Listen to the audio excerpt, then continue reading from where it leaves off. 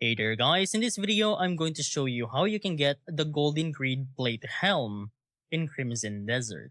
Now currently my location on the map, if I zoom out a little bit, you can find me all the way here to the south of the Crimson Desert or southeast of Tashkalp as you can see right here. Now you do have to liberate this entire area for you to get the helm, and I would like to advise you that this is going to be a very difficult fight because there's a lot of enemies that will cast spells from a distance. So I would recommend getting some bows or any ranged weapon that you have that is pretty much effective against those floating enemies, and a lot of food for you to regain your health.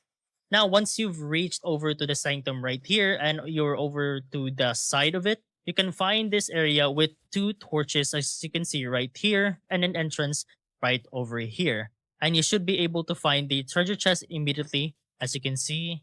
Now for the stats of this will be a defense of 10 and already at a refinement of 4 and a good abyss gear of defense 3. So this will pretty much boost your armor in the long run.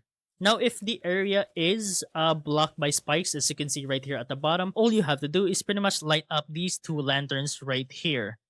That way you will be able to get inside. And that's pretty much about it on how to get the Golden Greed Plate Helm in Crimson Desert.